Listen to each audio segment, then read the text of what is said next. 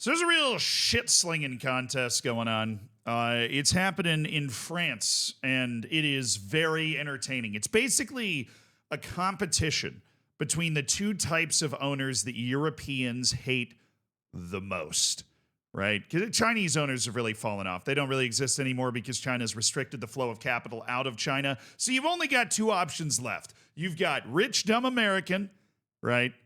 That's my team. Go my team, right? And then you have Middle Eastern oil state.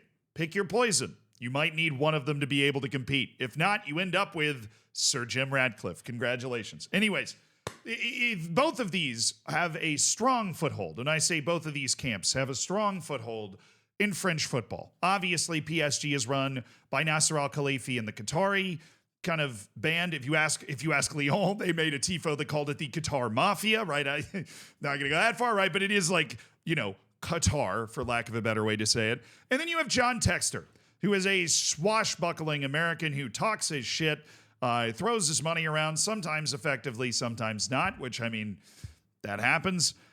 He owns a couple of clubs, Botafogo in Brazil, but he also owns Lyon. He owns Lyon in France.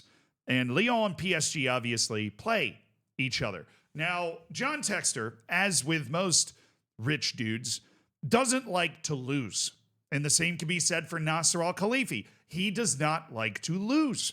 These are people that are used to winning. These are people that when they're sitting at home can probably go like this and get a nice Diet Coke delivered right to wherever they're sitting in their house. This reminds me of a story of, I think it was Jimmy Fallon interviewing Mick Jagger. And he said that while he was interviewing Mick Jagger, he realized that Mick Jagger had been famous for so long that he was used to the fact that he could just put his hand up and someone would deliver him a drink.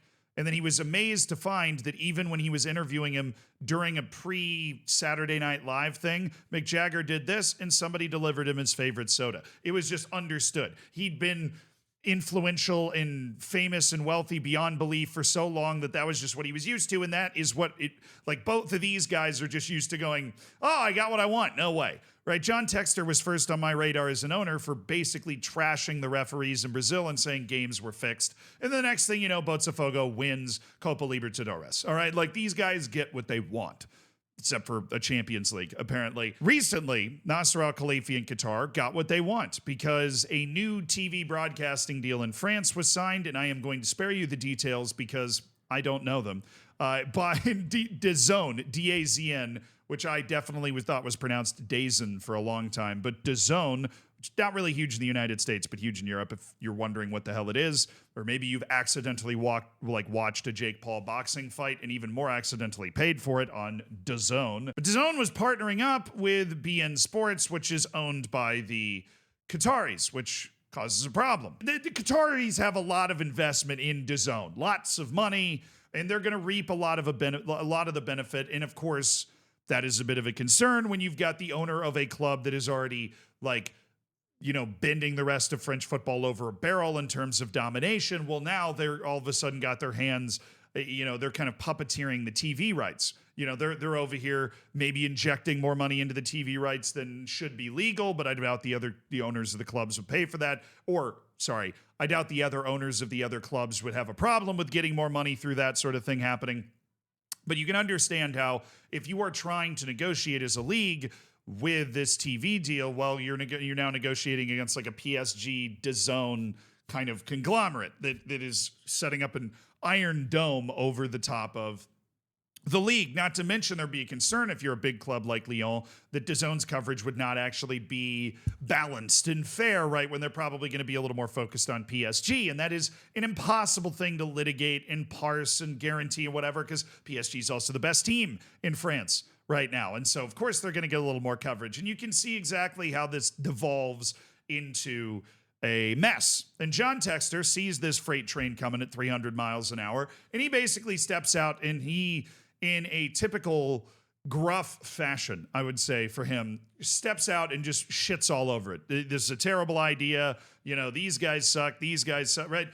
A man not blessed with nuance, I would say, right? It all came to a head in a meeting that apparently happened on July 14th, 2024 where they were debating the TV deal. This was before they had a TV deal in place at all. Unfortunately, this has been leaked to The Athletic, who is now, of course, part of the New York Times.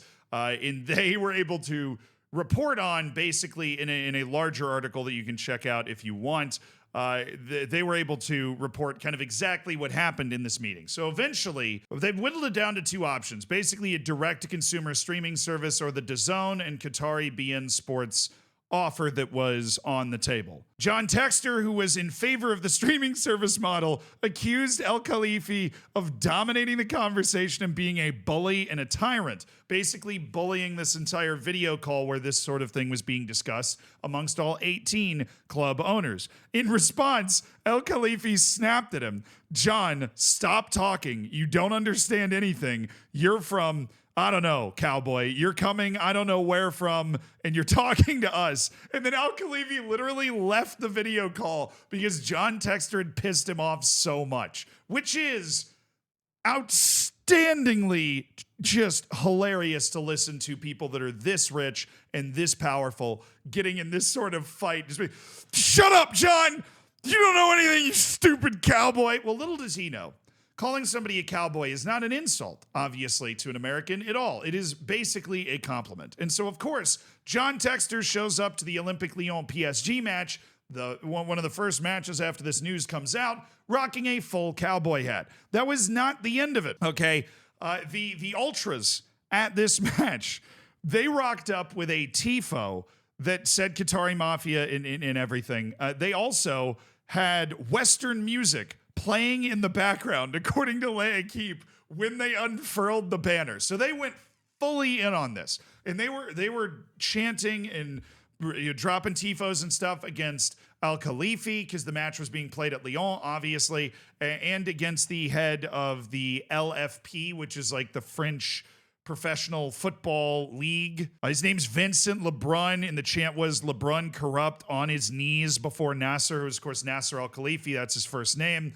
So the Lyon Ultras are backing their owner, John Texter. Now, PSG ended up winning the match 3-2. It was a fun match. All the goals were in the second half, pretty lively. PSG's obviously the better teams. They end up winning anyways. And even though that it's very exciting and interesting to watch these two people fight like they're kids in an elementary school sandbox, that wasn't the end of it.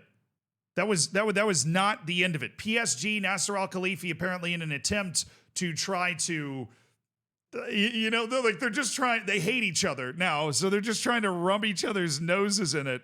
PSG filed a request against Thiago Almada. And what they mean by a request is essentially saying that the acquisition of Thiago Almada breaks league rules, and so any match that he plays in should be invalid.